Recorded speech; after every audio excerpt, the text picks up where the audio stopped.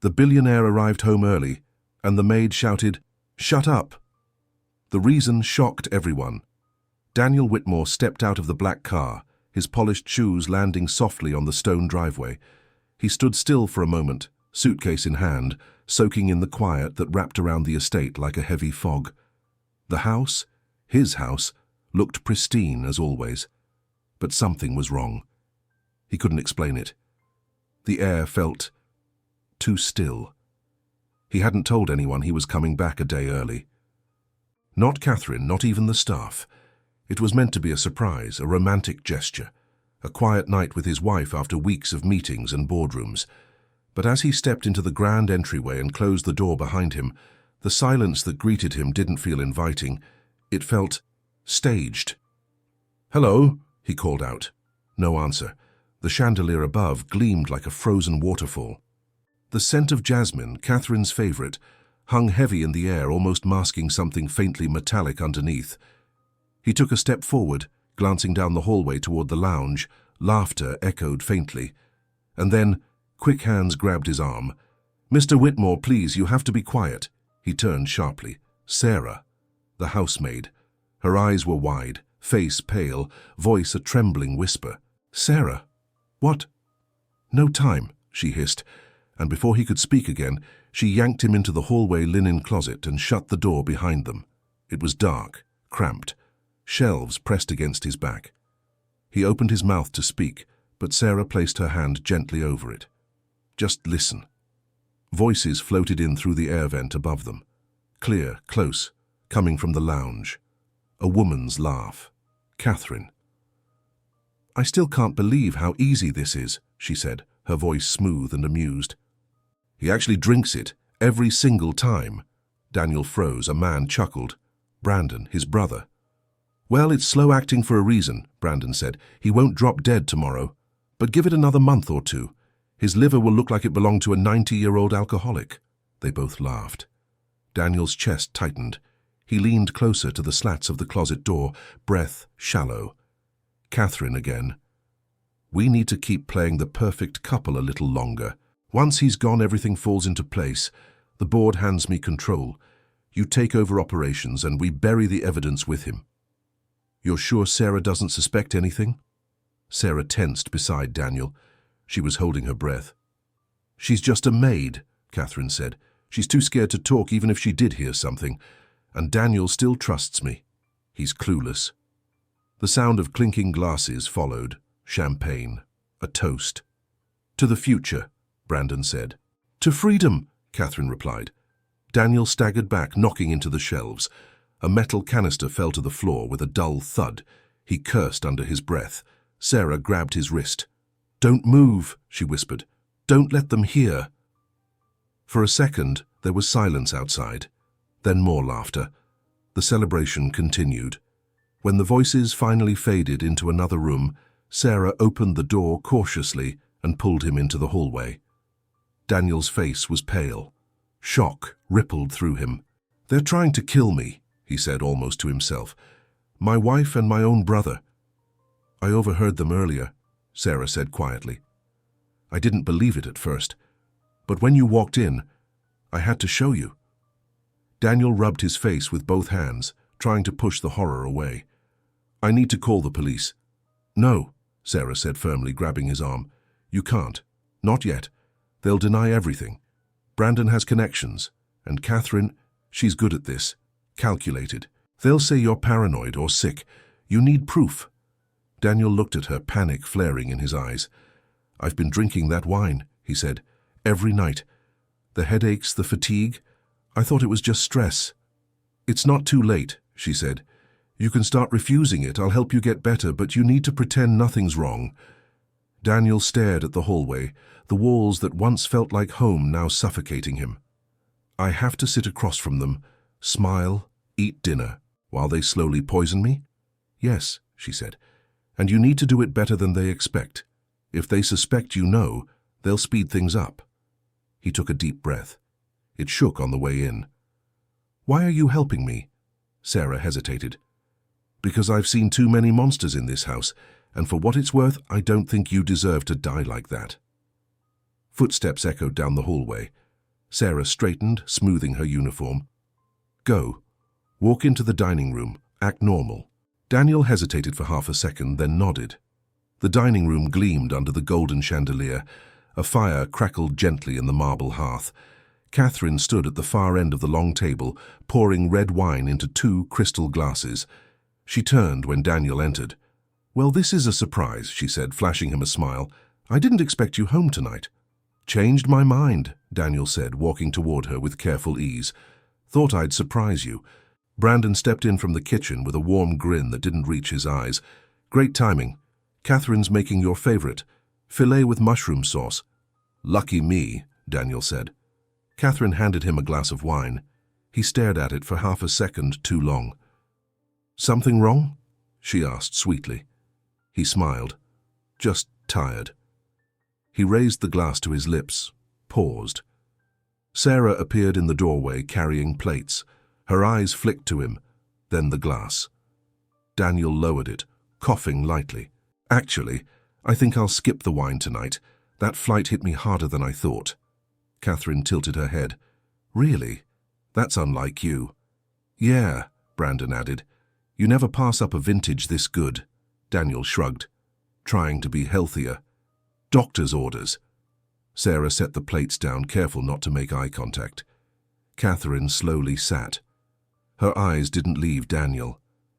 "Of course," she said. "We wouldn't want you getting sick." Daniel met her gaze, smiled. "No," he said quietly. We wouldn't." For the next 2 weeks, Daniel Whitmore became an actor in his own home. He smiled at breakfast. He laughed at Catherine's dry jokes. He clinked glasses with Brandon at dinner. But behind every nod and chuckle, he was counting drops, tracking glances, and waiting for the moment one of them slipped. Sarah moved through the estate like a shadow. At night, she switched Daniel's wine glass for a safe one, pretending to refill it from the decanter while palming the original and pouring it down the drain. In the morning, she'd slip crushed charcoal pills into his orange juice, hoping to slow whatever damage had already been done to his body. The symptoms still lingered. Some days he felt like he was walking underwater, dizzy, exhausted, forgetting simple words. But the headaches had lessened. His appetite was returning. It gave him hope. Still, something gnawed at the edge of his thoughts. They were being watched. He first noticed it when walking into his study one afternoon. The door had been closed just as he'd left it, but his chair was slightly off-center, and a file he had tucked under a drawer, financial documents tied to Brandon's off-book company, had been moved an inch to the left. He said nothing. Instead, he bought a burner phone and called the only man he thought he could still trust. Detective Mark Thompson had been a friend of Daniel's father, a frequent guest at family barbecues and boardroom parties. He'd watched Daniel grow from a reckless teen into a polished CEO. If anyone would believe him, it was Thompson. They met in the back booth of a small diner, far from the city. The detective looked tired, his grey suit rumpled, his eyes ringed with stress. "You said it was urgent," Thompson said, sliding into the booth. Daniel leaned in. "I think someone's trying to kill me." Thompson blinked. "That's a hell of a way to start a conversation." "I'm serious," Daniel whispered. "I think Catherine and Brandon are poisoning me." A pause. "Have you seen a doctor?" Daniel stiffened. "This isn't in my head, I heard them. They admitted it. Sarah, one of my staff, she heard it too." "Where's your proof?" "That's what I'm trying to get. But I'm running out of time. I just need you to look into Brandon quietly. Any unusual financial movements, shell companies, anything you can find." Thompson nodded slowly. "All right, I'll look into it. Keep your head down." Daniel exhaled. Finally, someone on his side. But as soon as Daniel left, Thompson pulled out his phone and made another call. "Yeah," he said quietly. "We've got a problem, he knows." Back at the estate, the atmosphere was changing. Catherine had grown more attentive, offering Daniel massages, making his favorite meals, lingering at the table longer than usual. But behind her soft smiles, her eyes were sharp, studying him. Brandon had begun dropping in unannounced. One night, he brought expensive cigars and insisted they relive old college nights. Daniel declined, feigning stomach pain. Brandon didn't press, but his smile tightened. Sarah moved with more caution now. She kept to her chores but always kept Daniel in her peripheral vision. One night, while cleaning the guest hallway, she spotted a faint red light blinking from the air vent. She pulled a stool over and peered inside. A small camera, hidden, silent, watching. She pulled it out and buried it under the trash in the garage, careful not to alert anyone.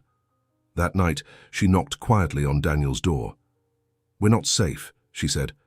"Someone's watching the staff quarters." Daniel closed the door behind her. "They're getting paranoid. We need to leave." "No," he said. "If we run, we lose our chance to prove anything." Sarah hesitated. "Then we need to find that proof fast." 2 days later, Thompson returned with a report, or so it seemed. They met again, this time in Daniel's office. Catherine was supposedly at the spa, Brandon out on business. "I looked into Brandon," Thompson said, placing a thin folder on the desk. "Nothing illegal on the surface, but there are some strange payment patterns." Daniel flipped through it quickly, eyes scanning the numbers. A few payments stood out, large transfers to a private security firm. "I'll keep digging," Thompson said, "but if you want to nail them, you'll need something cleaner. Audio, video, something irrefutable." Daniel nodded. "I'll find it." As soon as Thompson left, Catherine appeared in the doorway.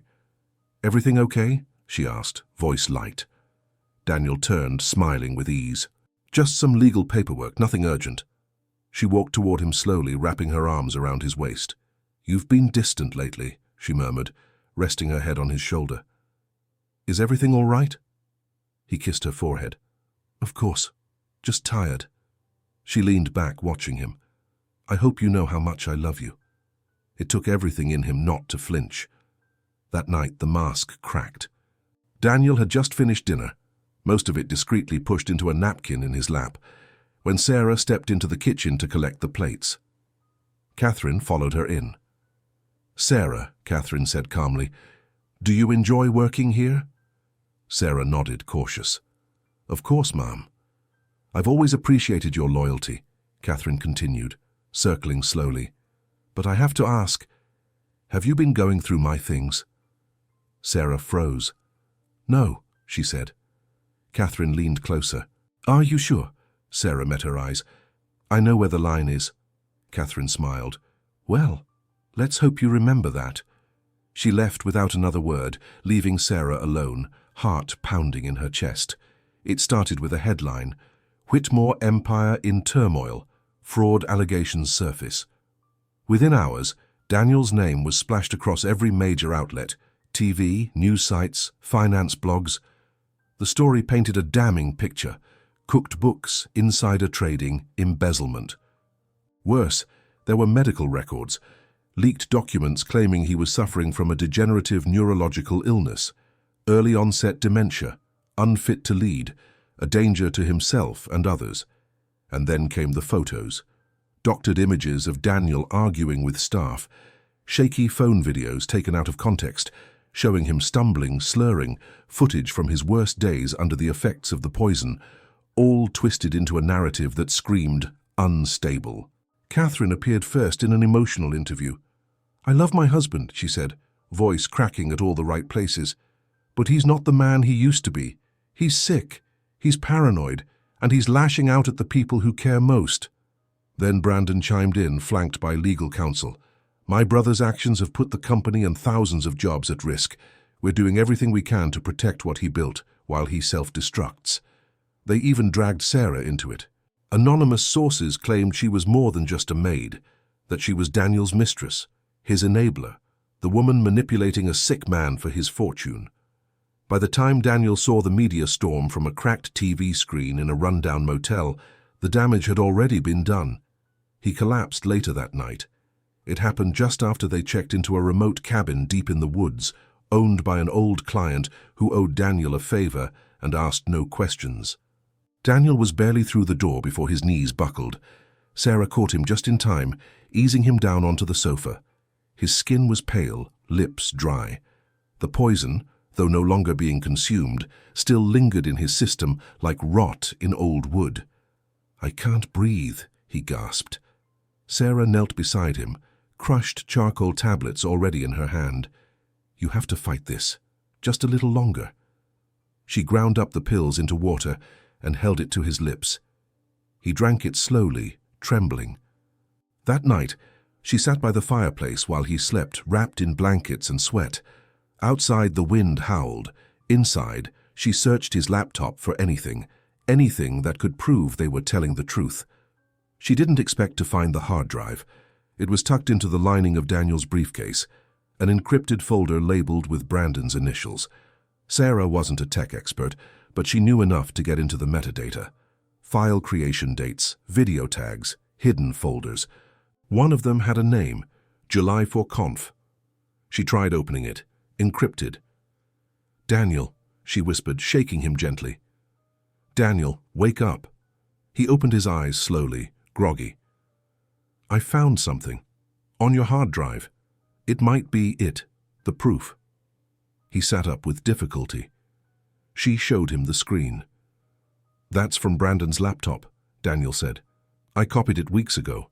I thought it might be useful, but I didn't think—" He reached for the keyboard, hands trembling. His password didn't work. Neither did his backup key.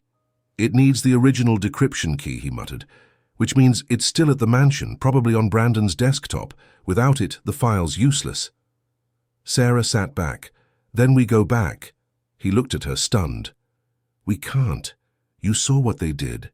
If I show my face now—" "Then we don't show your face," she said. "We take theirs."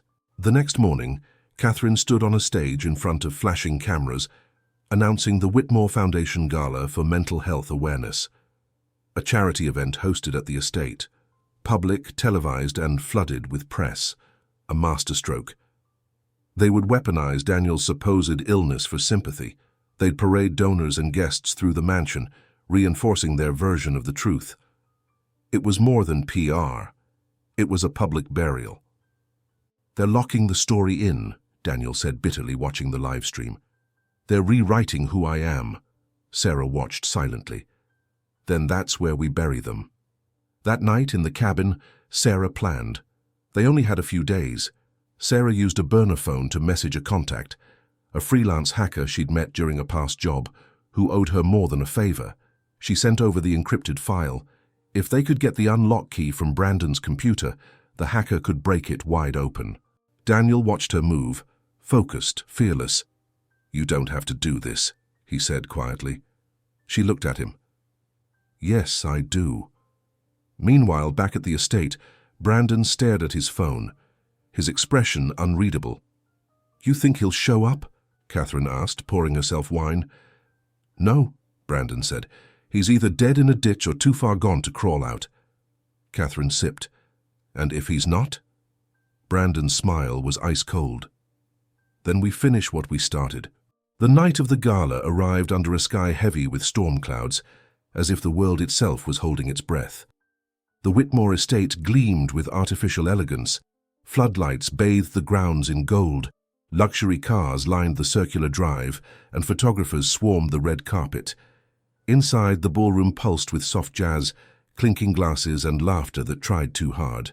At the center of it all stood Catherine, radiant in a silver gown, welcoming guests with grace that bordered on rehearsed. Brandon worked the room with equal charm, shaking hands, posing for photos, making veiled references to Daniel's retirement. They were celebrating their victory, but the ghosts they buried weren't staying dead. In the servants' quarters, Sarah adjusted the sleek black blazer she'd stolen from the mansion's event staff wardrobe. A cap hid her face, and a staff ID, fake but flawless, hung from her collar. Her hair was tied back tight, her nerves tighter. She moved through the halls like she belonged, always one step ahead of the cameras. Her destination, Brandon's private study. The door was locked, of course, but Sarah had been picking locks since she was 16. With a subtle click, she slipped inside and closed the door behind her. Everything was exactly as she remembered. The room smelled faintly of old leather and ambition. She went straight to the desk, pulled out the second drawer on the left, and removed the false bottom. Beneath it was a hard drive, small, black, marked only with tape and the initials BW. She smiled. Found you. She slid it into her pocket and exited just as quietly as she came, weaving through the mansion like a shadow. Meanwhile, hidden in a van parked 3 blocks away, Daniel sat in silence, a blanket draped over his shoulders. His body was still weak, his skin too pale, his breathing shallow, but his eyes burned with resolve. On a laptop screen, Sarah's hacker contact had finished decrypting the file from the earlier drive. The moment the second hard drive was connected, the 2 pieces merged. The final product, a clean, clear video file labeled Final Asset. Daniel clicked play. Brandon's voice came first.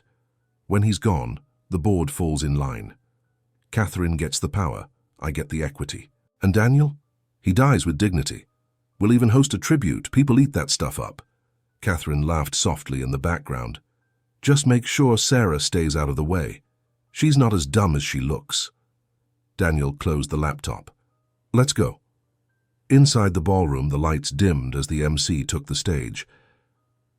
Ladies and gentlemen, thank you for joining us for this beautiful evening of philanthropy and remembrance. Tonight we honor a great man, Daniel Whitmore, and support a cause close to his heart. The screen behind the stage lit up. Photos of Daniel flashed across it. Childhood images, business achievements, wedding photos with Catherine, all meant to paint a portrait of loss. But halfway through the slideshow, the feed glitched. Then it cut. Darkness. A pause. Then, the grainy but audible video of Brandon and Catherine played across every screen in the ballroom. Gasps exploded like gunfire. Brandon froze mid-conversation with a donor. Catherine stood paralyzed near the front row. Their voices echoed across the marble walls. The board falls in line. Just make sure Sarah stays out of the way. Daniel, he dies with dignity. Silence fell over the room. Then chaos erupted. Guests turned, cameras flashed, someone screamed. A woman fainted. And from the back of the ballroom, the crowd parted like the Red Sea. As Daniel Whitmore, pale and thin but very much alive, stepped into the light. He walked slowly, supported by Sarah at his side. Catherine's face drained of color. Daniel! Brandon bolted for the exit. He didn't make it far. Uniformed officers swarmed through the doors, weapons raised. Brandon Whitmore, you're under arrest for conspiracy to commit murder, corporate fraud, and obstruction of justice. Brandon didn't struggle. He just stood there, stunned, as they cuffed him and read his rights. Catherine, ever the performer, fell to her knees. I didn't know. I was manipulated. I loved him. But Sarah stepped forward and pulled a second flash drive from her pocket. This contains financial transfers, voice memos, and messages tying Catherine Whitmore to everything. She was never a bystander. She was the architect. One of the detectives took it without a word. Another set of cuffs came out. Catherine screamed as they dragged her out of the ballroom. From the stage, Daniel watched it all unfold, his hands shaking at his sides. He could barely stand. A ripple of applause began, not from the guests, but from the estate staff. People who had seen the lies up close, people who had feared the power behind the name Whitmore. The applause grew, then spread, until even the guests, unsure and stunned, joined in. Justice didn't always roar. Sometimes it whispered. Outside, the rain finally began to fall. Daniel stepped onto the front steps of the estate, the cold air biting through his thin suit. His legs gave way, finally utterly exhausted. Sarah caught him before he hit the ground. Hey, she whispered, lowering him gently to the steps. Stay with me. Blue and red lights flashed across their faces. Sirens echoed in the distance. I didn't think I'd make it, he said weakly. You did, she replied. You made it. They sat in silence for a moment, the storm around them washing away the lies. Daniel looked up at her, eyes full of something deeper than gratitude. What do I do now? Sarah gave a faint smile. Live.